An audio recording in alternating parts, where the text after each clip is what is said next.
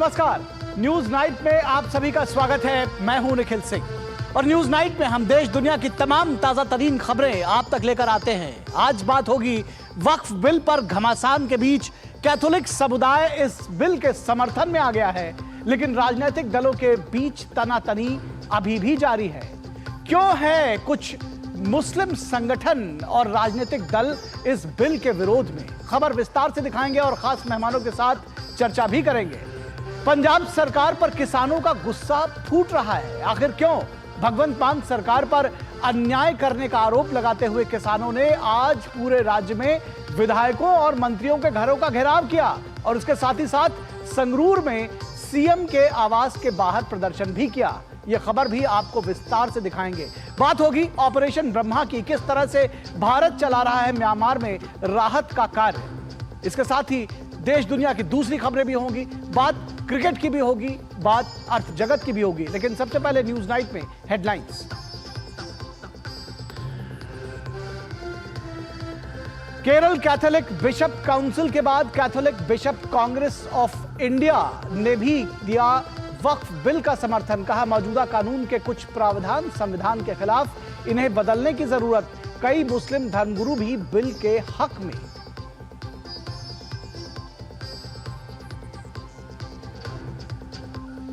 केंद्र सरकार ने बिल का समर्थन करने के लिए संगठनों का जताया आभार। अल्पसंख्यक मामलों के मंत्री किरेन रिजिजू ने कहा, कुछ राजनीतिक दल झूठ बोलकर कर रहे हैं गुमराह। संसद में दी खुली बहस की चुनौती।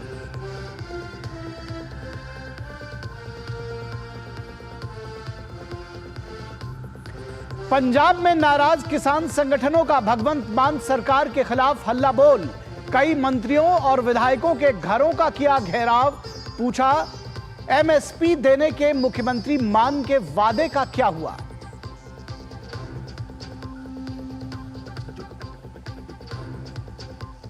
हरियाणा दौरे पर पहुंचे केंद्रीय गृह मंत्री अमित शाह ने महाराजा अग्रसेन मेडिकल कॉलेज को दी कई विकास कार्यों की सौगात। महाराजा अग्रसेन की विशाल प्रतिमा का किया अनावरण। कहा, मोदी सरकार ने देश के स्वास्थ्य ढांचे को बनाया है बेहतर। और म्यांमार में भूकंप की भीषण त्रासदी के बाद भारत की ओर से मदद के लिए जारी है ऑपरेशन ब्रह्मा। मलबे में फंसे लोगों को निकालने के साथ ही राहत सामग्री देने पर जोर। विदेश मंत्रालय ने कहा, प्रभावित इलाकों में लोगों की मदद के लिए प्रतिबद्ध।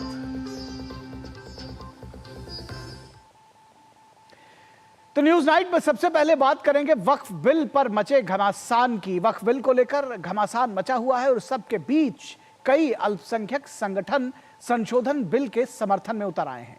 केरल कैथोलिक बिशप्स काउंसिल ने बिल का समर्थन करते हुए उम्मीद जताई कि केरल के सभी सांसद बिल का समर्थन करेंगे। तो Catholic bishop conference of India भी वक्फ पर लाए जा रहे संशोधन बिल के साथ नजर आई। इस बीच ऑल इंडिया सूफी सज्जादा नशीन काउंसिल की ओर से भी कहा गया कि वक्फ संशोधन विधेयक पर भ्रम फैलाया जा रहा है और यह आम मुसलमानों के हित में है।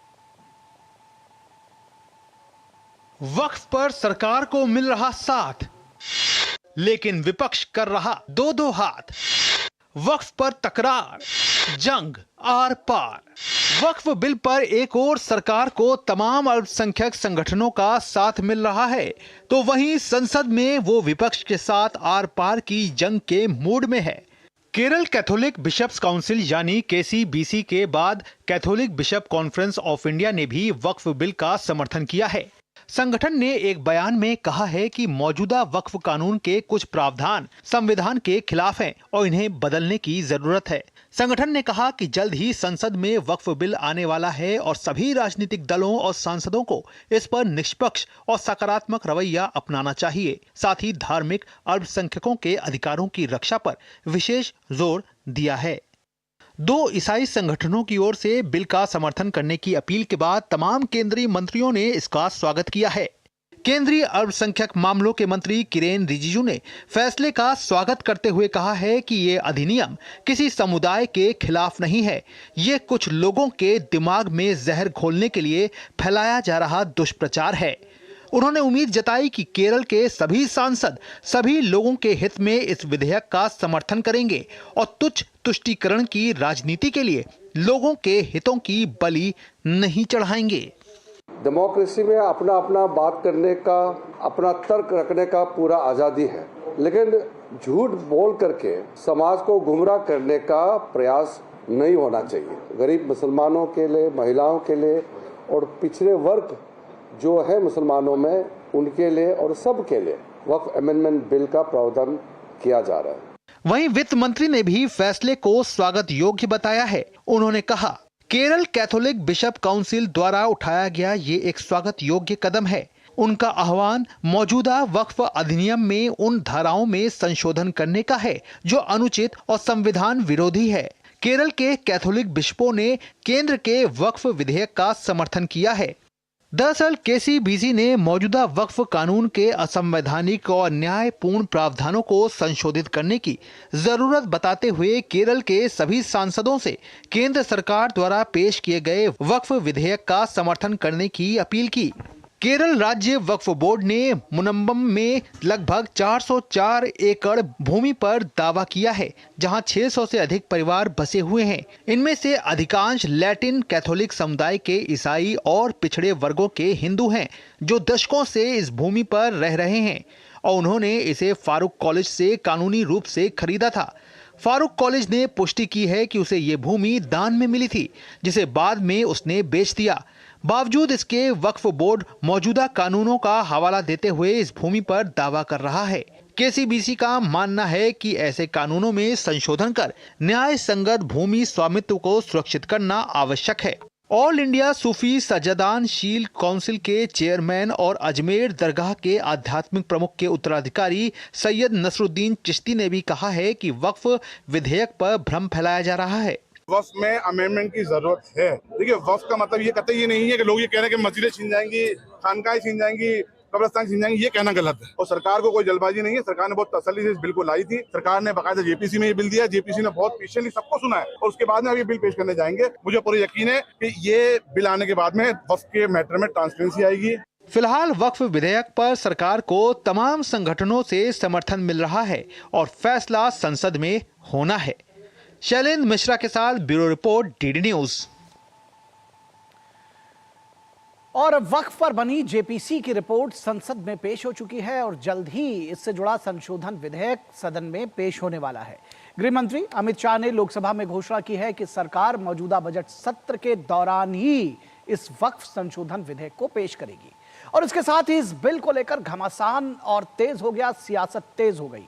कांग्रेस और समाजवादी पार्टी समेत विपक्षी गठबंधन के कई दल बिल के विरोध में नजर आ रहे हैं, तो एनडीए के दल इसके समर्थन में है। तो अब कुछ मुस्लिम संगठनों और ईसाइयों के समर्थन के बाद इस बिल को लेकर विपक्ष का गुणागणित बदलता हुआ नजर आ रहा है। वक्फ पर सरकार जहां विधेयक पेश करने की तैयारी कर रही है, तो वहीं इस पर सियासत जारी है। बीजेपी के तमाम अल्पसंख्यक नेताओं ने भी विधेयक का समर्थन करते हुए इस मामले में विपक्ष के विरोध को आड़े हाथों लिया है। संसद का एक्ट है और संसद ही उसको करेक्ट करेगा। इसलिए जो लोग इसको लेकर के कंफ्यूजन क्रिएट करने की कोशिश कर रहे हैं, कम्युनलिज्म क्रिएट करने की कोशिश कर रहे हैं, तो उनकी कोशिश है कि कम्युनलिज्म के कुएं से कॉन्स्पिरेसी का कॉकरोच निकाला जाए और देश के और समाज के सौहार्द के ताने बाने को छिन्न भिन्न किया जाए, लेकिन ये इसमें वो सफल नहीं होगा। गुमराह कर रहे हैं लोग। ईद का दिन है, ईद के दिन भी कुछ लोगों ने कोशिश की कि काली पट्टी बंधवा दें, लेकिन वो माइनॉरिटी में आ गए। मेजॉरिटी मुसलमानों ने काली पट्टी नहीं बांधी। वो काली पट्टी वाले आज फेल हो गए। मुस्लिम ऑर्गेनाइजेशन कई हैं, वो कांग्रेस के ज़माने में बने हैं और कांग्रेस के इकोसिस्टम हैं। इन सब के बीच विपक्ष इस बिल के विरोध पर आमादा है, लेकिन वक्फ पर बनी जेपीसी के अध्यक्ष जगदम्बिका पाल ने कहा है कि विरोध करने वाले सियासत कर रहे हैं। बड़े पैमाने पर राजनीतिक दल इसकी खिलाफत करेंगे। समाजवादी पार्टी भी इस बिल के विरोध करती है। सदन में जब आएगा इसका विरोध होगा। भारतीय जनता पार्टी के जितने भी अभी तक के फैसले हुए हैं, जो संविधान बदलने के या इस तरह के जो बड़े फैसले लिए हैं, उससे जनता को लाभ नहीं पहुंचा है। मुझे ताज्जुब है कि कोई सच्चा मुसलमान होगा तो कम से कम वो विरोध की तरह से करेगा। जिस तरह से all India Muslim personal law board ने ईदगाहों पे लोगों का आह्वान किया कि आप काली पट्टी बांध करके जाएं, तो इससे साफ है उन्होंने आज मस्जिद और ईदगाहों को भी आज जहाँ इबादत होती है वहाँ उसको सियासत का बना दिया। फिलहाल वक्फ पर बनी जेपीसी की रिपोर्ट संसद में पेश हो चुकी है और जल्द ही सदन में पेश होने वाली है। गृह मंत्री अमित शाह ने लोकसभा में घोषणा की है कि सरकार मौजूदा बजट सत्र के दौरान वक्फ संशोधन विधेयक पेश करेगी। इस विधेयक के तहत वक्फ से जुड़ी भूमि विवादों को सुलझाने का अधिकार केवल न्यायालयों को दिया जाएगा, जिससे पारदर्शिता और न्याय सुनिश्चित हो सके। इस विधेयक का देश के कई मुस्लिम संगठनों द्वारा विरोध किया जा रहा है। शैलेंद्र मिश्रा के साथ ब्यूरो रिपोर्ट, डीडी न्यूज। तो यही हमारे विशेष का विषय होगा, इस पर हम चर्चा करेंगे, लेकिन चर्चा करने से पहले रुकेंगे एक छोटे से ब्रेक के लिए। आप कहीं मत जाइएगा, जल्द हाजिर होंगे। MDH का किचन किंग किचन में हो तो हम सब कुछ बना सकते हैं। बैंगन का भरता, आलू गोभी, भिंडी मसाला और भी बहुत कुछ। दिल्ली की ओर से भारतीय नव संवत 2082 की हार्दिक शुभकामनाएं। धानुका का प्रणाम हर भारतवासी के नाम। मेरी पसंद, मेरी पसंद, मेरी पसंद, मेरी पसंद,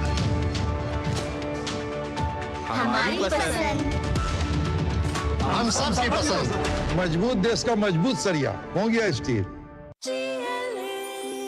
जो लक्ष्य चुना था समझ आने लगा है। GLA यूनिवर्सिटी, उच्च लक्ष्य की निश्चित प्राप्ति। जिंदगी की हर छोटी बड़ी जरूरत के लिए आप जो सपने सजाते हैं, बस उसी उम्मीद को तो हम सहारा लगाते हैं। SIP आपकी सेविंग्स को आपकी खातिर काम पर लगाएगी।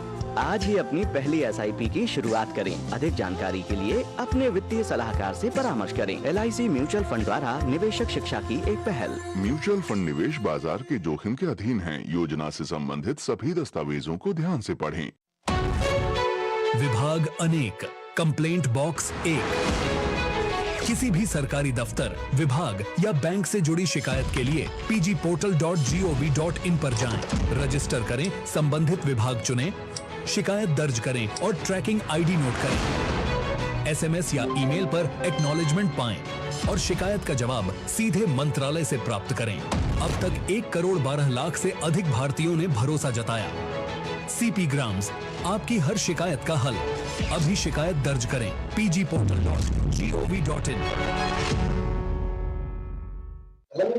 दिल्ली की ओर से भारतीय नव संवत 2082 की हार्दिक शुभकामनाएं।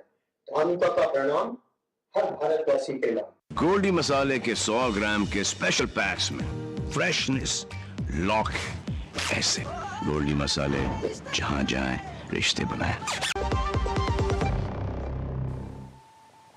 ब्रेक के बाद एक बार फिर आप सभी का स्वागत है। और वक्फ बिल पर जो घमासान मचा हुआ है वही आज हमारी विशेष चर्चा का विषय है। और उसके साथ ही साथ इस वक्फ बिल को कैथोलिक समुदाय का साथ मिला है, तो इस पर हम चर्चा करेंगे। वक्फ बिल को मिला कैथोलिक समुदाय का साथ, आज हमारी विशेष चर्चा का विषय है। वक्फ बिल को मिला कैथोलिक समुदाय का साथ, तो अल्पसंख्यक समुदाय का साथ भी मिल रहा है इस वक्फ बिल को। और इसके साथ ही क्या कुछ है इसके मायने, इस पर हम विशेष चर्चा करेंगे। हमारे साथ 4 खास मेहमान जुड़े हुए हैं, 3 खास मेहमान जुड़े हुए हैं। फिलहाल फिरोज बख्त अहमद जो कि पूर्व चांसलर हैं, वो हमारे साथ थोड़ी देर में जुड़ेंगे। हम अपने बाकी मेहमानों से आपका तारुफ करा दें। हमारे साथ धनंजय गिरी जो कि बीजेपी के प्रवक्ता हैं, जुड़े हुए हैं। धनंजय जी स्वागत है आपका। अजय वर्मा जो कि कांग्रेस के नेता हैं, हमारे साथ जुड़े हुए हैं। अजय जी स्वागत है आपका। और इसके साथ ही साथ पूजा मिश्रा जो कि समाजवादी पार्टी की प्रवक्ता है, हमारे साथ जुड़ी हैं। और एक और मेहमान हमारे साथ जुड़ेंगे जिनसे आपका तारुफ हम कराएंगे। तो इस चर्चा की शुरुआत करते हैं। पूजा जी आपके साथ, आप महिला शक्ति के रूप में यहाँ मौजूद हैं, तो शुरुआत भी आपके साथ करेंगे।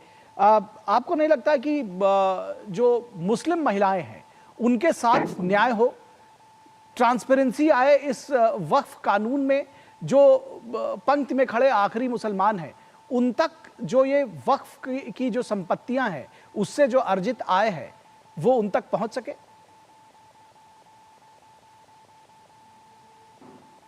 आपको नमस्कार और साथी को मेरा नमस्कार।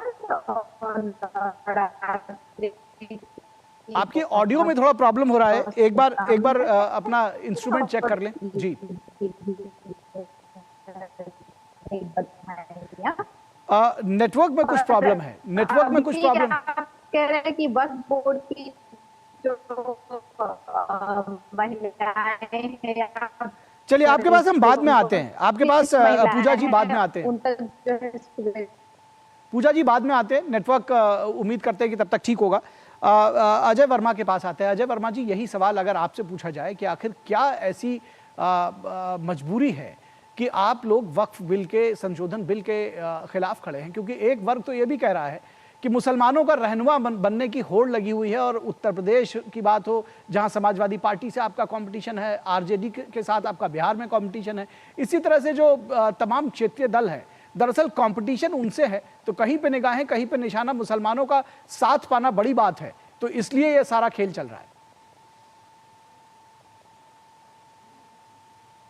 देखिए, सबसे पहले मैं तो नव संवत, नव वर्ष, हिंदू नव वर्ष 2082 की हार्दिक शुभकामनाएं, और माँ दुर्गा के जो चैत्र नवरात्र हैं इसकी हार्दिक शुभकामनाएं आपको, आपके चैनल को, देशवासियों को देना चाहिए। आपको भी बहुत शुभकामनाएं, ईद की भी आपको मुबारकबाद। दूसरा मैं, और ईद की भी बहुत बहुत हार्दिक शुभकामनाएं। दूसरा मैं ये कहना चाह रहा था कि आज मैं एक शेर के साथ शुरुआत करूंगा कि मैं कैसे यकी कर लूं वो दूर जाके रोए, मैं कैसे यकी कर लूं वो दूर जाके रोए, अब मेरे पास से वो गुजरे मेरा हाल तक न पूछा।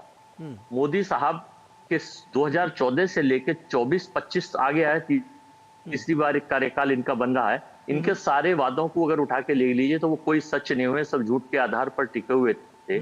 तो ये जब जेपीसी हुई थी और जगदम्बिका पाल साहब को इसका चेयरमैन बनाया बफ का, तो ना तो सबसे पहले तो 2/3 से ज्यादा बहुमत के लोग थे सरकार और उसके समर्थक दलों के, और अपोजिशन के जितने लोग थे उस दिन उनको सुना नहीं गया, उन्होंने बहिष्कार किया था। 2/3 से ज्यादा बहुमत था, सरकार ने 2/3 से ज्यादा बहुमत था। अजय जी, मैं बीच में नहीं बोलना चाह रहा हूं, लेकिन 2/3 से ज्यादा बहुमत कैसे हो सकता है?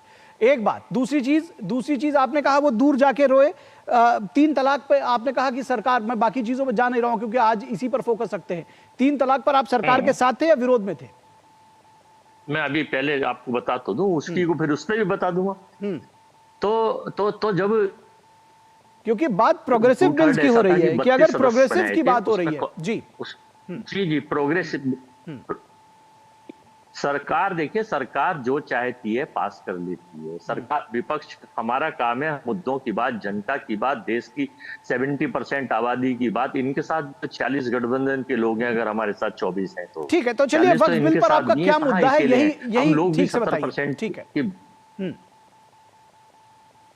नहीं, वक्फ बिल पर देखिए हमारा मुद्दा ये है कि हिंदुस्तान का जो गरीब मुसलमान है और हिंदुस्तान की जो संस्था है मुस्लिमों की, एक संस्था को आप पॉलिटिकल एजेंडे के तहत कैसोली केरल से अल्पसंख्यकों के लिए आई है, एक संस्था का मतलब पूरा हिंदुस्तान नहीं है, 28 स्टेट और 8 टेरिटोरियम नहीं है। ऐसे ही है, इस पर आपको संशोधित चर्चा करनी चाहिए थी। ऐसा नहीं है जो चाहे लिख लिया और उसे पास कर दिया। ये यहाँ पर ये लोकतांत्रिक कंट्री है, डेमोक्रेटिक कंट्री में डेमोक्रेसी का ख्याल रखना चाहिए, यहाँ डिक्टेटरशिप नहीं होनी चाहिए। ये मैं नहीं कह रहा, ये हिंदुस्तान के बहुत सारे विद्वान। तो ये आपको क्यों लग रहा है कि डिक्टेटरशिप? देखिए अजय जी, मैं दरअसल बीच में नहीं टोकना चाह रहा आपको बार बार, लेकिन जो तर्क आप लोग दे रहे हैं, दरअसल सरकार की तरफ से बार बार, ये चूंकि ओपन फ्रेम में है तो मैं धनंजय जी के पास बाद में आऊंगा, मैं पहले जो सरकार की जो बातें हैं, जो पब्लिक में है, मैं उसकी बात कर रहा हूं। सरकार बार बार कह रही है कि आप डिबेट करा लीजिए, आपके सामने सारी चीजें रखी गई हैं, ये जो तमाम इसमें जो गरीब मुसलमान हैं उन तक ये वक्फ का जो पैसा है वो पहुंच ही नहीं पाता है। 1 लाख करोड़ से ज्यादा की संपत्ति है, 1.26 करोड़ के केवल उसकी आय है, तो अगर इसकी आय होगी, गरीब मुसलमानों तक पहुंचेगा, तो इसमें बुराई कहां है? आप ये बताइए, भविष्य में इस वक्फ बिल के क्या फायदे हैं, जरा सा 3 फायदे बता दीजिए। एक फायदा तो यही बता दिया कि गरीब मुसलमानों तक पहुंचेगा। 3 फायदे बता दीजिए। दूसरा, महिलाओं के पास तक महिलाओं को साथ मिलेगा, बाकी सभी वर्गों को मिलेगा। और आपने कहा कि एक संस्था को ले आए, तो अगर इसी तरह से बात कही जाएगी तो all India Muslim personal law board को भी आप कहेंगे कि वो भी एक संस्था है, फिर तो ये आरोप आपके ऊपर भी लगेंगे ना। मैंने इसीलिए तो शेर सुनाया था कि मैं कैसे यकीन कर लूं वो दूर जाके रोए, नहीं मेरे पास से वो गुजरे, मेरे हाल दूर जाके कहां रोए? 3 तलाक पे, चलिए मैं धनंजय गिरी को लेकर आऊंगा। दूर जाके कहां रोए? 3 तलाक पर तो देखिए ना, महिलाओं के साथ न्याय किया, मुस्लिम महिलाओं के साथ में। All India Muslim personal law board हालांकि उसके खिलाफ भी खड़ा रहा, ये तो प्रोग्रेसिव कानून था ना, ये तो मानते हैं आप। धनंजय गिरी, ये विरोध के लिए विरोध है, धनंजय गिरी विरोध के लिए विरोध है, क्या कहेंगे आप? निखिल जी, मैं इस पर बहुत कुछ तफसील से कह सकता हूँ, लेकिन मैं आज अजय वर्मा की बात को बिंदुवार ही जवाब दे देता हूँ। गालिब का शेर है कि हमें दुनिया की ईदों से क्या वास्ता गालिब, हमारा चांद दिखे हम ईद मना ले। उसी तरह से कांग्रेस का कहना है कि हमें देश के संविधान से क्या वास्ता, हमारा मुसलमान हमारे साथ हो जाए, हम मुल्क को भाड़ में भेज दें। ये कांग्रेस का पहला फॉर्मूला है। दूसरा ये कह रहे थे कि एक संस्था को आप कैसे मान लेंगे। अरे भाई, एक साहिबानों के मामले में आपने देश के पूरे संविधान को ताक पर रख दिया था, 11 जजों की बेंच को आपने ताक पर रख दिया था। एक संस्था की बात कर रहे हैं, एक महिला को आपने न्याय करने के लिए आपने क्या क्या नहीं किया। अरे कांग्रेस के हम कितने कुकर्म गिनाए। आज केरल की क्रॉस पॉलिटिक्स भी कह रही है कि क्रॉस की राजनीति करो। ये कांग्रेस के गर्भनाल से जुड़ा हुआ जो कैथोलिक चर्च है वो भी कह रहा है कि 400 एकड़ की तड़पड़ उसको भी हो रही है। कांग्रेस एक्सपोज हो रही है और वो सारे राजनीतिक दल एक्सपोज हो रहे हैं। ये वक्त और वक्त दोनों की जरूरत है निखिल जी, कि कानून में, संविधान में वक्त में बदलाव किया जाए। वक्फ बोर्ड आज मुट्ठी भर खाए पिए घाये लोगों का जमावड़ा है। यहाँ मजलूमों की कोई इज्जत नहीं है, गरीब बेवाओं और तलाकशुदा के कोई इसमें इज्जत नहीं है। हम सबके लिए लाना चाहते हैं। प्रधानमंत्री नरेंद्र मोदी के बारे में कहूंगा, हजारों साल तक नरगिस अपनी बेनूरी पर होती है, तब जाके होता है चमन में नरेंद्र मोदी जैसा दीदावर पैदा। आज वो हर व्यक्ति के 3 तलाक में महिलाओं के आंसू पोंछने की बात हो, उड़ान योजना हो, तमाम महिलाओं को स्कॉलरशिप देने की बात हो, मौलाना आजाद स्कीम हो, हम तमाम सबको उसका हक देना चाहते हैं, सबका साथ सबका विकास। लेकिन कांग्रेस का एक ही नारा है, तुष्टीकरण करो, अपीचमेंट की पॉलिटिक्स करो, कुछ लोगों को भड़काओ, कुछ लोगों को सहलाओ, कुछ लोगों को दबाओ। अरे वक्फ बोर्ड के खिलाफ 90,000 केसेस चल रहे हैं, उसमें गरीब मुस्लिम, सिया मुस्लिम वगैरह, बोहरा समाज, महिलाओं ने 2/3 केस इन्हीं लोगों के हैं। ASIS स्मारक के बीच 120 मोनामेंट को लेकर के विवाद चल रहा है। अरे 1923, 1995 और 2013 में गिरेगा सीमित शक्तियों को। केरल में 400 किसानों वक्फ बोर्ड की मनमानी प्रोटेस्ट किया, 400, 1000 चर्चों ने मोर्चा खोल रखा है। कोची के मछुआरों ने गांव के चिराई गांव को वक्फ बोर्ड ने अपनी संपत्ति घोषित कर दी है।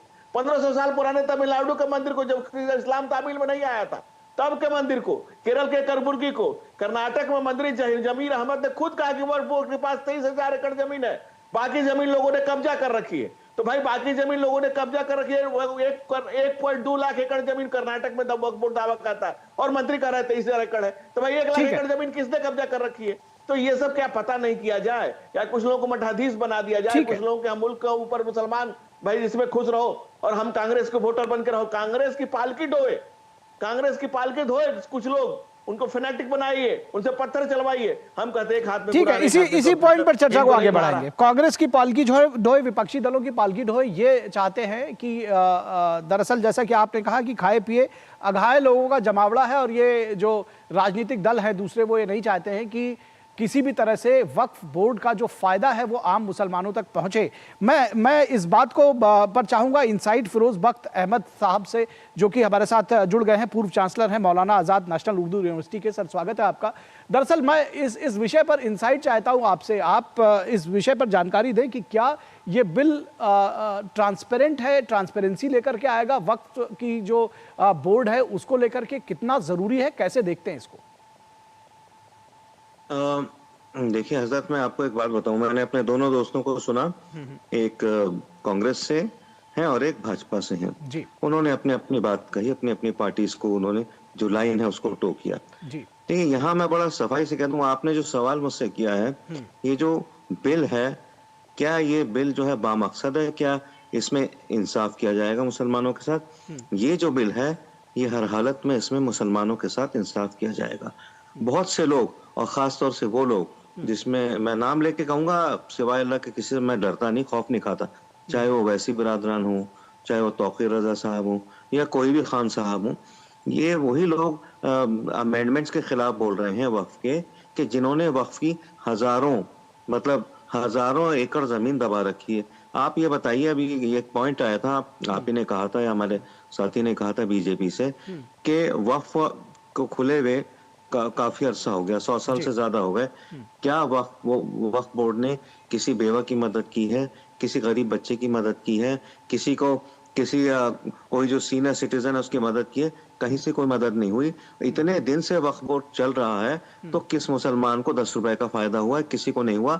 सरकार यही चाहती है, ये वक्फ की जमीन 9-9.5 लाख एकड़ जो जमीन है कि मुसलमानों की है, जैसे बरगलाया जा रहा है, लटकाया झटकाया बहलाया फुसलाया और भटकाया जा रहा है, भड़काया जा रहा है मुसलमानों को। अरे मुसलमानों, हाय तुम्हारी मसाजिद चली जाएंगी, तुम्हारी खानकाहें चली जाएंगी, तुम अपने जो लोग अल्लाह को प्यारे हो गए तुम्हारे कब्रिस्तान चले जाएंगे। मतलब इस तरीके का जो टोन और टेन्योर शुरू कर दिया ना उन्हीं लोगों ने, जिन्होंने सबसे ज्यादा फायदा उठाया वक्फ की जमीनों को खुर्द बुर्द करके बेच के, वही लोग जो है मैदान में उतरे हुए। और मैं मुसलमान तो बेचारा भूला भाला है, उसे पता नहीं, वो सोचते हैं कि एक पर्सनल लॉ बोर्ड कुछ कह रहा है, काली पट्टी लगा लो, काली पट्टी लगा के एक मुबारक और मोहतरम दिन में काली पट्टियां लगा लेते हैं। उनसे कहा जाए तुम मैले कपड़े पर, अरे क्या क्या हो रहा है। आप जैसे लोगों को क्या नहीं लगता है कि समाज में आगे आना चाहिए, जो मुस्लिम समुदाय है उनको समझाने के लिए, उनको बताने के लिए? आपकी भी देखिए मैं एक बात बता दूं, देखिए सुनिए, नहीं आपने सही बात उठाई है। एक बात मैं क्लियर कर दूं, मैं मुस्लिम समाज का ना तो दुकानदार हूं, ना मकानदार, ना ठेकेदार। मैं जो भी है, मैं 30-40 साल से मुस्लिम समाज के लिए, भारतीय समाज के लिए मैं जो है जो भी कुछ होता है मैं कायदे से कर रहा हूँ। ना मैं बीजेपी का हिस्सा हूँ, ना संघ का हिस्सा हूँ, ना कांग्रेस, सपा, बसपा। मैं एक नॉन पॉलिटिकल आदमी हूँ, लेकिन मैं भारत माता का हितैषी हूँ। ये काम मैं बहुत सालों से कर रहा हूँ। This is for the government to see कि मतलब हम लोग किस तरीके से, देखिए मुसलमानों के अंदर हमारी बात है, क्रेडिबिलिटी है।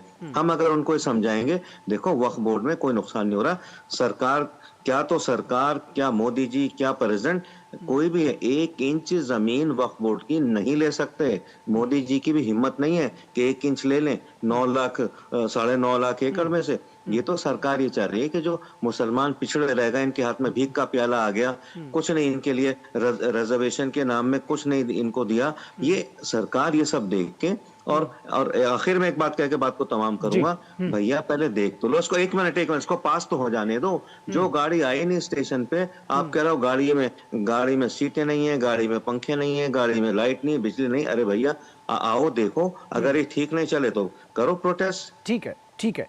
पूजा मिश्रा के पास चले गए। पूजा मिश्रा, आपसे बात नहीं हो पाई थी, नेटवर्क पे कुछ दिक्कत थी। उम्मीद करते हैं कि अब आपकी बात हम सब सुन सकेंगे। महिलाओं को बिल्कुल भागीदारी इसमें नहीं मिलती है, ये कहा जा रहा है, एक बड़ा आरोप है। और ये कहा जा रहा है जिस तरह से 3 तलाक का जब कानून आया था तब भी बड़ा विरोध हुआ था उसका। और आप समझती हैं एक महिला होकर के कि इस तरह के जो प्रोग्रेसिव कानून है उससे अगर आम मुसलमानों को फायदा हो रहा है, महिलाओं को फायदा हो रहा है, तो क्यों इसके विरोध में खड़े होना? आप लोग अपने नेता को बताइए, या आप क्या इसके बारे में सोचती, सबसे पहले तो यही बताइए।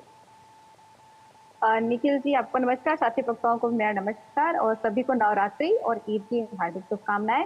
और जैसा कि आपने कहा महिलाओं की, हालांकि महिलाओं की हितैषी बीजेपी कब से हो गई। जब हिंदू कोड बिल आया था तो किसने विरोध किया था? अरे बिल्कुल तांडव किए थे सड़कों पे जाकर के। इवन ऐसा हुआ कि आपको पता होगा इतिहास कि महिलाओं को अधिकार कैसे मिला हुआ है, कि जो है बाबा साहब भीमराव अंबेडकर जी और नेहरू जी को फ्रैक्शन कर करके जो है पारित करना पड़ा तो हिंदू कोड बिल को, कि एक फ्रैक्शन में ये पारित होगा कि जो है संपत्ति पे अधिकार होगा महिलाओं का, उसके बाद में नेक्स्ट फ्रैक्शन में पारित होगा। तो ये कह रहे हैं कि हम महिलाओं का जो है रक्षा करना चाहते हैं। इससे पहले जो कह रहे थे प्रोफेसर जी, उन्होंने कहा कि मुस्लिम रिजर्वेशन भी नहीं दिया गया हुआ, इसकी वजह से परेशानियां हैं, सरकार ये चिंता कर रही है। मुस्लिम रिजर्वेशन का विरोध कर रही है सरकार, वो चिंता कहाँ कर रही है? आप सारी बातें कर रही हैं वक्फ बिल के अलावा, मुस्लिम रिजर्वेशन आप बात कर रही है, हिंदू कोड बिल मैं कह रहा हूँ। जी बिल्कुल, मैं वक्फ बिल पे आ रही हूँ। जी पहली बात तो वक्फ बिल पे जो है जो मिसलीडिंग किया जा रहा है बार बार। अभी इससे पहले भी जो है अमित शाह जी जब बैठे हुए थे कहीं पॉडकास्ट पे, उन्होंने कहा कि जो वक्त की जो फैसले होते हैं वो कहीं चैलेंज नहीं किए जा सकते हैं। अगर गैजेट नोटिफिकेशन आ गया तो निखिल जी कहा जाता है, ये मिसलीड किया जा रहा है। लेकिन आपको पता है कि 1995 के अधिनियम के धारा 83 और 85 ये डिस्कस करता है, वक्फ ट्रिब्यूनल की बात करता है। और आपको पता है वक्फ ट्रिब्यूनल का जो 85 जो धारा है, वो धारा में कहा जाता है कि अगर वक्फ ट्रिब्यूनल ने कोई फैसला दे दिया तो आप उसको चैलेंज नहीं कर सकते। एट द सेम टाइम जो आपकी 83 जो है धारा 83(9) उसके अनुसार अगर वक्फ बोर्ड ट्रिब्यूनल का जो रिजल्ट फैसला आया हुआ है उसमें अगर आपको आपत्ति होती है तो आप जो है संवैधानिक अधिकारों के तहत अनुच्छेद 226 और 227 आप इसको जो है न्यायालय में जा करके चैलेंज कर सकते हैं। और आपको पता है कि 2025 लेकिन ट्रिब्यूनल में कौन लोग होंगे? ट्रिब्यूनल में कौन लोग होंगे मैम, ये भी तो बताइए, कि ट्रिब्यूनल में कौन लोग होंगे? ट्रिब्यूनल में भी वक्फ बोर्ड के ही लोग होंगे, यानी तुम ही मुंसिफ, तुम ही मुद्दाई, तुम ही जो गवाह, तुम ही सारी चीजें। और आप देखिए ना 90,000 से ज्यादा इस तरह से मुस्लिम्स हैं जिनके मामले पेंडिंग है, वो खुद चाहते हैं इसमें ट्रांसपेरेंसी। निखिल जी, आपको पता है कि ट्रिब्यूनल का फॉर्मेट क्या होता है? हमारे आर्मी में भी ट्रिब्यूनल है और आपको पता है कि ट्रिब्यूनल एक डिजाइन किया गया हुआ है ताकि एक स्पेसिफिक डोमेन को फोकस करके जो है कार्य कर सके, जो लंबित रहती है चीजों उसको जल्दी खत्म किया जा सके। उसमें जो है एक रिटायर्ड जज होते हैं हाई कोर्ट के, और उसके बाद में जो जिनको इसके बारे में जानकारी होती है, इस क्षेत्र से आते हैं, जिस क्षेत्र का वो मुद्दा स्पेसिफिक डोमेन। आपको एतराज कहाँ है इस संशोधन में? आपको चलिए मैंने आपकी बात मान भी ली, तो आपको ऐतराज कहां है इस संशोधन में? अगर इसको और डायनेमिक बनाया जा रहा है और ट्रांसपेरेंट बनाया जा रहा है, क्योंकि ये सारे जो सवाल उठ रहे हैं कि 1 लाख करोड़ की प्रॉपर्टी है, 1 करोड़ 26 लाख उस पर आय हो रही है, 9.5 लाख एकड़ पर कितना मुसलमानों तक पहुंच रहा है? आपको पता है कि मैं आपको चाहूं तो पूरे इंडिया का भी डाटा दे सकती हूँ, आप चैनल वाले आपको पास में और ज्यादा डाटा होगा। आपको पता है कि उत्तर प्रदेश में 16,000 जो मदरसे हैं वो वक्फ बोर्ड चला रही है, वक्फ बोर्ड भाई उसको फंडिंग कर रही होती है। उत्तराखंड में जो है 117 मदरसे हैं जिसको वक्फ बोर्ड फंडिंग कर रही है, और इसी तरीके से अगर आप उठा करके देखेंगे तो वक्फ बोर्ड ऐसे बहुत सारे जो चैरिटेबल वर्क है वो करती चली जा रही है। तो ये ऐसा नहीं कि वक्फ बोर्ड सिर्फ संपत्ति के पास में चलता चला जा रहा है। हम कह रहे कि परेशानी किस लिए?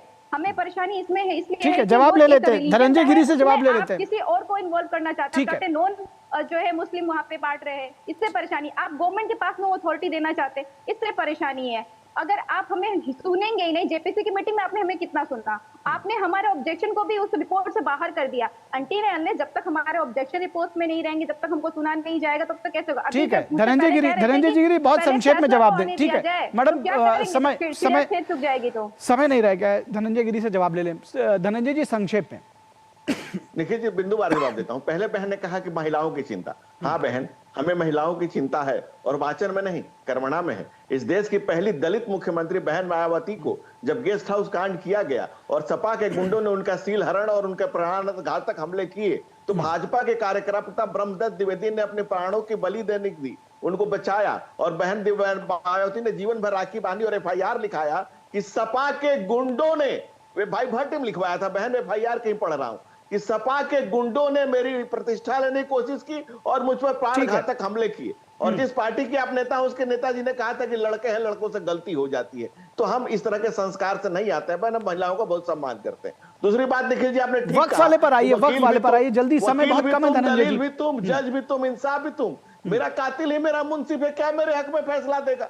अरे जो कह रहा है कि भाई जमीन, जिसने कहा कि 18 एकड़ के कर्नाटक में किसान की जमीन, कहा एक मुस्लिम परिवार ने कि भाई दफना लेने दो मेरे बॉडी को, और 18 एकड़ जमीन पर कह दिया कि ये वक्फ की संपत्ति है। 400 एकड़ जमीन कह दिया, 120 स्मारकों को कह दिया कर्नाटक में। अब सबसे ज्यादा उसके बाद आप बेंगलुरु में, रायचूर में, कलबुर्गी में, हसन में, तमिलनाडु में, कहा यहाँ वहां जहां तहां मत पूछो, कहां पूरे देश में वक्फ बोर्ड ने कितना दावा कर रखा है। यहाँ हनुमान जी के मंदिर को कर रखा है, दिल्ली के मंदिर को कर रखा है, यहाँ गुरुद्वारे को कर रखा है, हरियाणा में, भाई कहां दावा कर रखा है। इस दावे के निपटाने में और 2013 में जो असीमित शक्ति आपने दे दी कांग्रेस पार्टी ने, चंद वोटों की खातिर मुल्क को ही कुर्बान कर दिया, सारे जमीन दान कर दिया, कह दिया कि जहां मन कर वहीं झंडा गाड़ दो, जहां मन कर वहीं झंडा गाड़ दो। चलिए ये पॉइंट आपने बताया है और ये रजिस्टर हो गया। आज हमारे पास चर्चा का बस इतना ही समय है। धनंजय जी माफी चाहूंगा, धनंजय जी, अजय वर्मा जी, पूजा मिश्रा जी और फिरोज बख्त अहमद जी, आप सभी का बहुत बहुत धन्यवाद इस चर्चा में जुड़ने के लिए। और यहां रुकेंगे एक छोटे से ब्रेक के लिए। ब्रेक के बाद जब वापस लौटेंगे तो आपको दिखाएंगे कि मान सरकार के खिलाफ किसानों का प्रदर्शन।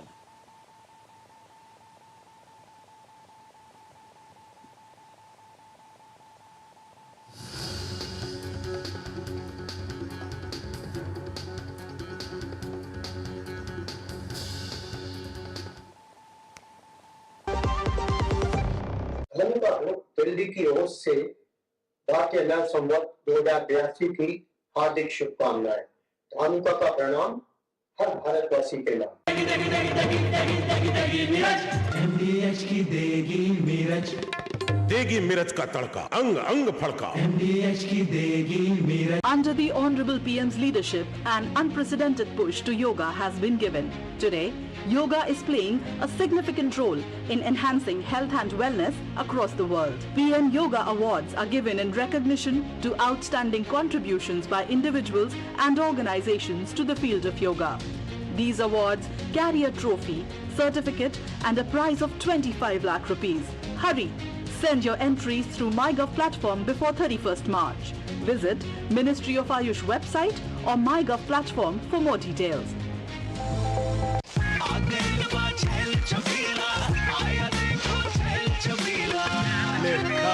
अच्छा भैया, मेरी गाय को भी अपने हाथों से चारा खिला दो। अरे खिलाई देते हैं। हमारी गाय भैया। क्या हो गया, पूरा का पूरा गांव यहाँ आ गया। अच्छा भैया, इसी हाथ से चारा खिलाते हो, तभी तो आपके गाय भैंसों की ब्याज सबसे ज्यादा है। अरे पगले, ये चमत्कार इस हाथ का नहीं, हाथ में जो कपिला पशु आहार है उसका है, जो पशुओं की सेहत अच्छी रखता है और ब्याज भी बढ़ाता है। ले जाओ।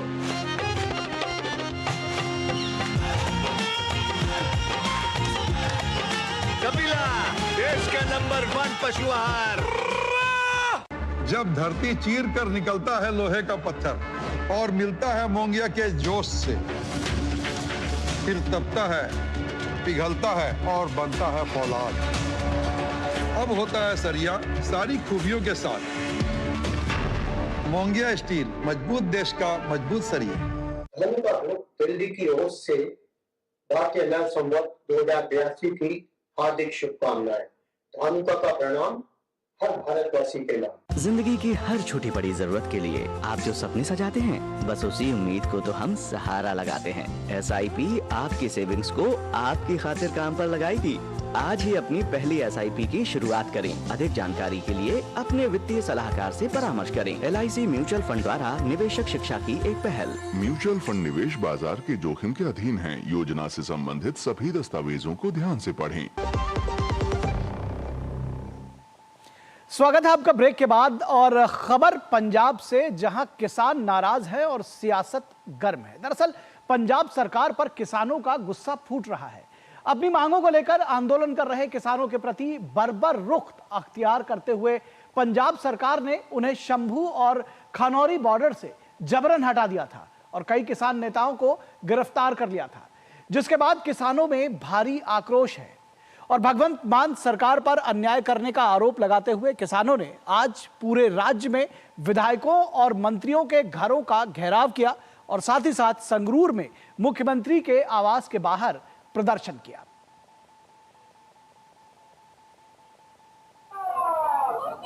पंजाब की आप सरकार द्वारा बलपूर्वक शंभू और खनौरी बॉर्डर से किसान आंदोलन को पूरी तरह से हटाने को लेकर पंजाब के किसानों में भारी आक्रोश है। किसानों ने आज पूरे राज्य में विधायकों और मंत्रियों के घरों का घेराव किया। किसानों ने संगरूर में मुख्यमंत्री के आवास के बाहर प्रदर्शन किया।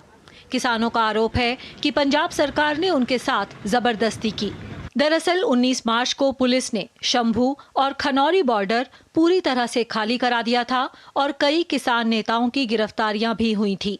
किसानों का कहना है कि भगवंत मान सरकार ने किसानों के साथ न्याय नहीं किया है। भगवंत मान सरकार ने जो खनौरी और शंभू पर करा है उसका परिणाम है आज।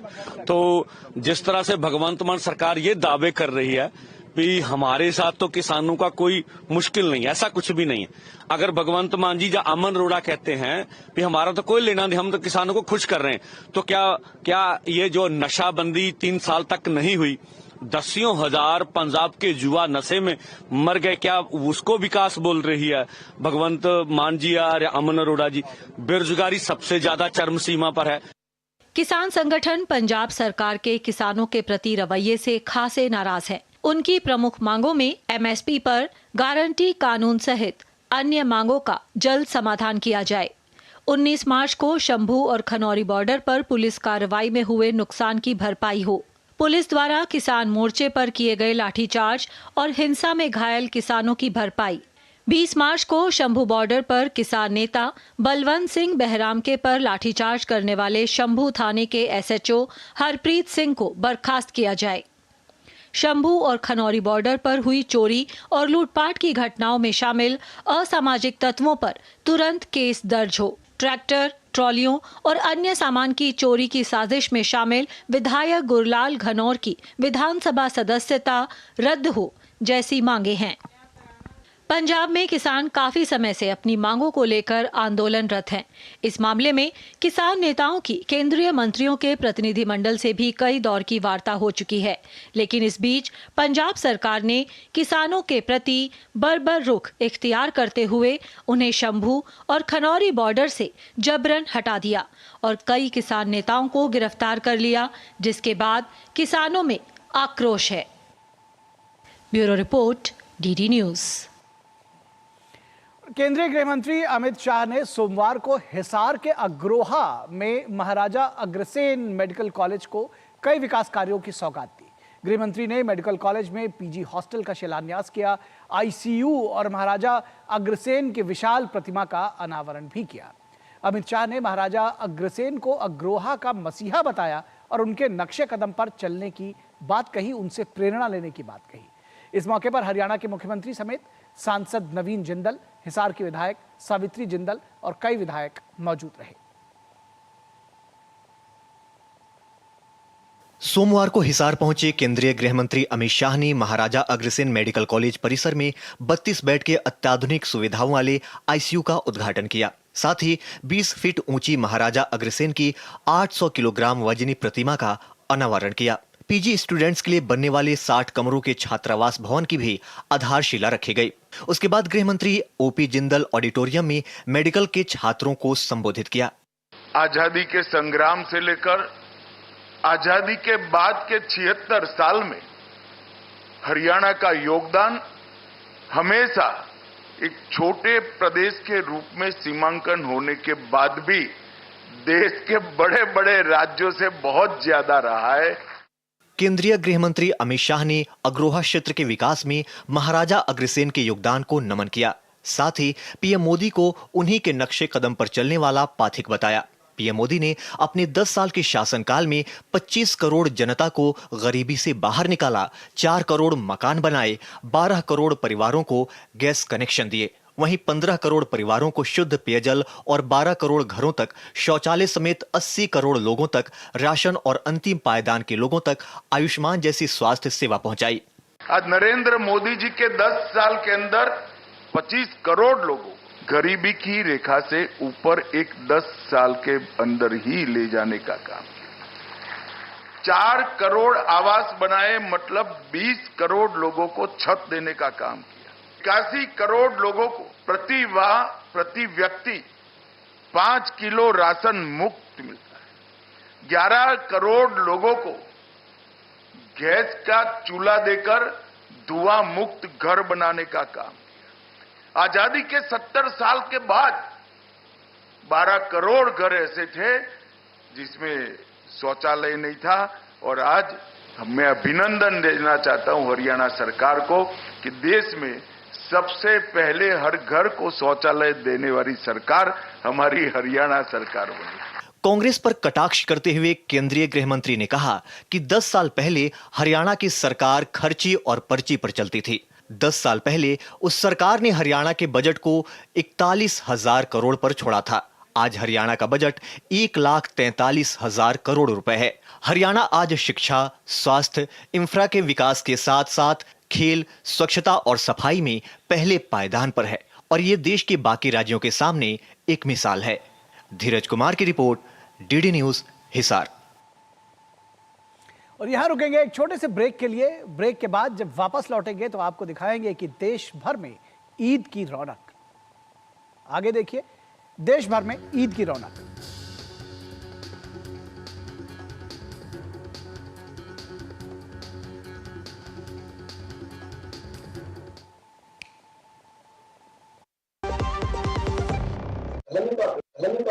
दिल्ली की ओर से भारतीय नव संवत 2082 की हार्दिक शुभकामनाएं।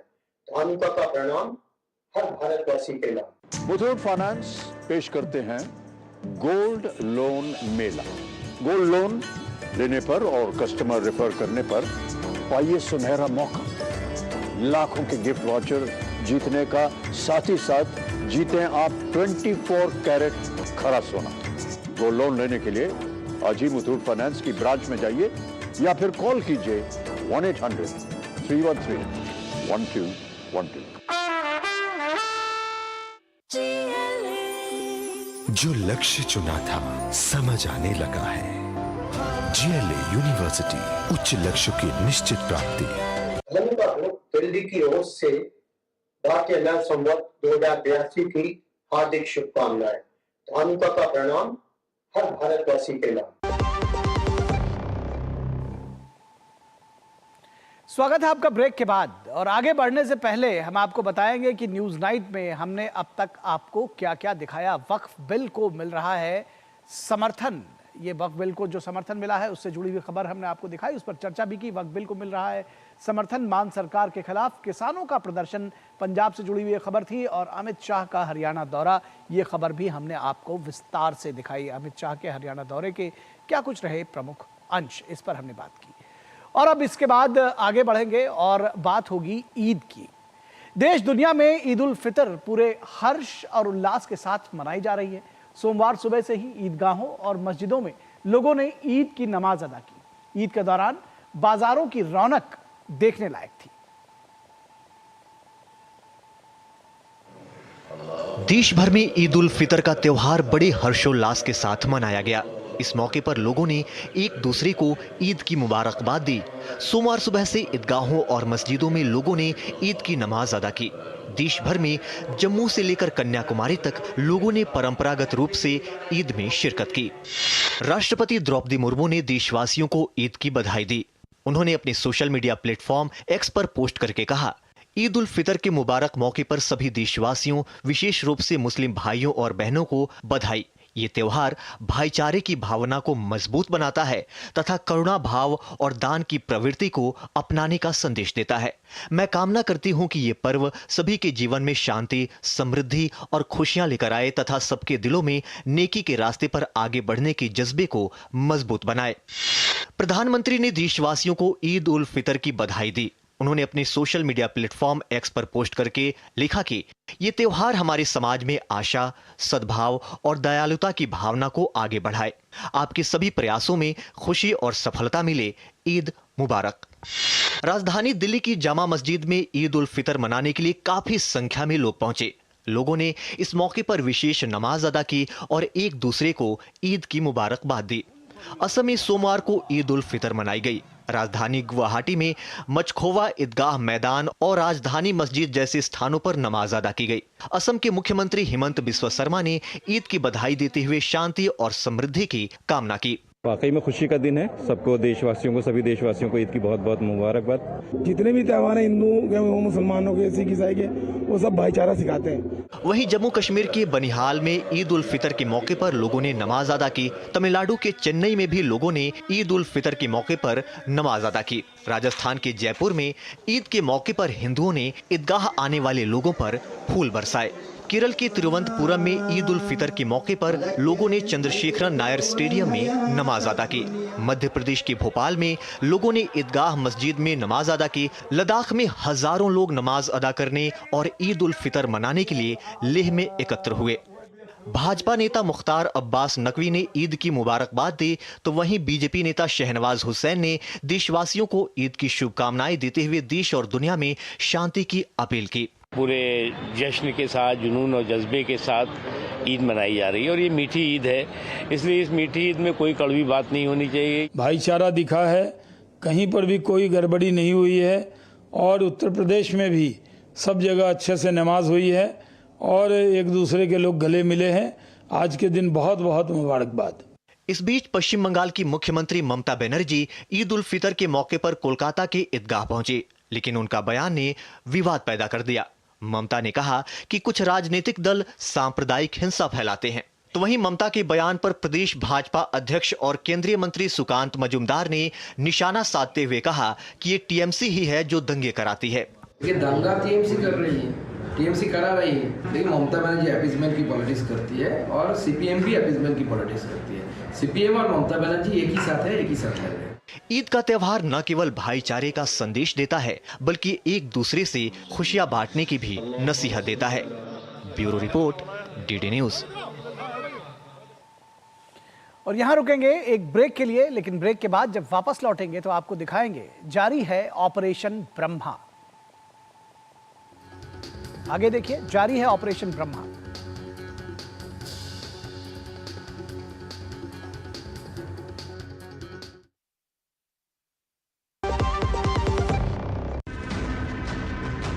हरदम तैयार है,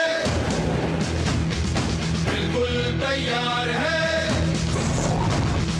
हरदम तैयार है, बिल्कुल तैयार है, जी जाने से तैयार है, इसीलिए तो हम लहरों के पहरेदार हैं।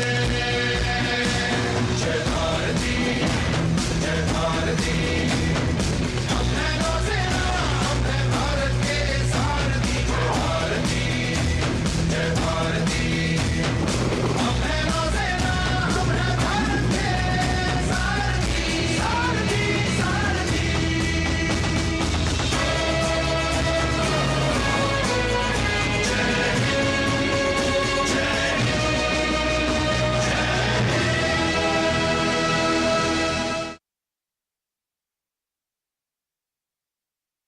सस्ते वाले दाल मसाले स्वाद हुआ बेकार, MDH की हल्दी मिर्ची धनिया करे कमाल। ये रंग दे, ये खुशबू दे, ये तीखा, ये कम पड़े, क्या निराला MDH मसाला।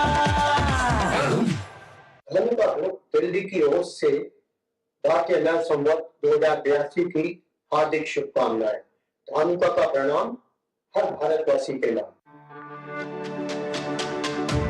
मेरी पसंद, मेरी पसंद,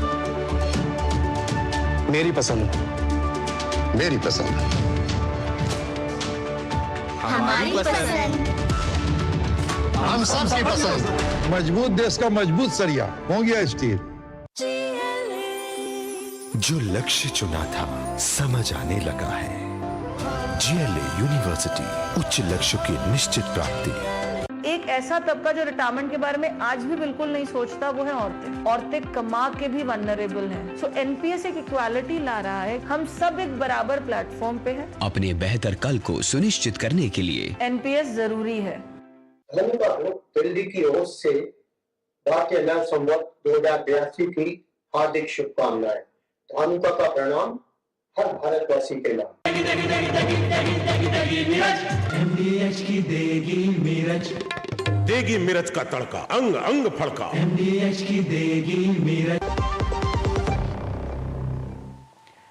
स्वागत है आपका ब्रेक के बाद, और अब बात होगी ऑपरेशन ब्रह्मा की। नेबरहुड फर्स्ट पॉलिसी के तहत म्यांमार में राहत और बचाव कार्य के लिए भारत का ऑपरेशन ब्रह्मा जारी है। भारत की ओर से सैन्य परिवहन विमानों और नौसेना के जहाजों के जरिए राहत सामग्री की कई खेप भेजी गई है। इसके साथ ही NDRF और भारतीय सेना की टीमें जीवित बचे लोगों की तलाश और प्रभावित लोगों की चिकित्सा सहायता देने के लिए लगातार जुटी हुई हैं। युद्ध स्तर पर काम हो रहा है। भारतीय सेना मांडले में 200 बिस्तरों वाला एक फील्ड अस्पताल भी स्थापित कर रही है। म्यांमार में शुक्रवार को 7.7 की तीव्रता से आए भयावह भूकंप में मरने वालों की संख्या बढ़कर 1700 से ज्यादा हो गई है। करीब 3400 से ज्यादा लोग घायल हुए हैं। मृतकों की संख्या बढ़ने की आशंका है। प्राकृतिक आपदा के चलते जनजीवन बुरी तरह अस्त व्यस्त हो गया है। इस मुश्किल घड़ी में भारत नेबरहुड फर्स्ट पॉलिसी के तहत म्यांमार में राहत और बचाव कार्य के लिए ऑपरेशन ब्रह्मा चला रहा है। और यहां रुकेंगे एक छोटे से ब्रेक के लिए, कहीं मत जाइएगा, जल्द हाजिर होंगे।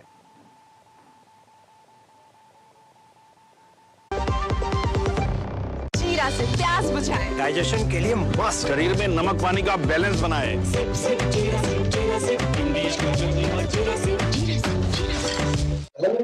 दिल्ली की ओर से भारतीय नव संवत 2082 की हार्दिक शुभकामनाएं।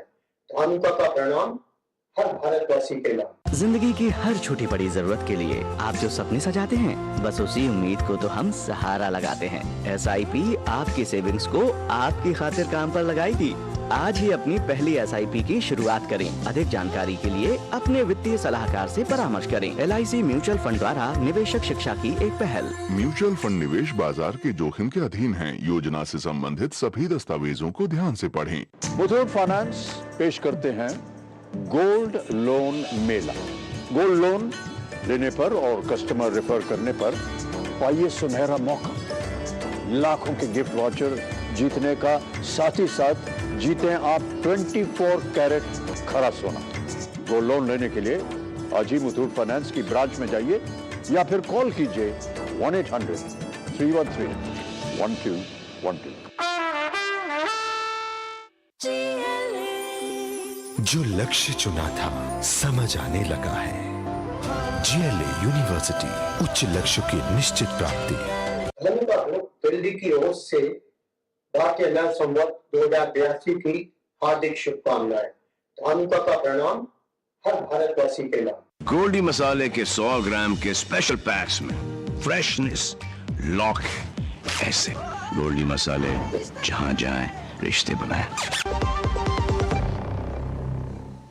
ब्रेक के बाद एक बार फिर आप सभी का स्वागत है और न्यूज नाइट के अंतिम पड़ाव पर हम आ चुके हैं। आपसे इजाजत लेंगे, लेकिन जाते जाते आपको छोड़े जाएंगे दिन भर की कुछ महत्वपूर्ण खबरों के साथ, जिन्हें देखिए आप फटाफट अंदाज में। हमें दीजिए इजाजत। नमस्कार। भारतीय मौसम विभाग के नवीनतम पूर्वानुमान से संकेत मिला है कि अप्रैल और मई के महीने में पूरे देश में तापमान सामान्य से अधिक रहेगा और अधिकतम और न्यूनतम तापमान दोनों सामान्य स्तर से ऊपर रहेंगे।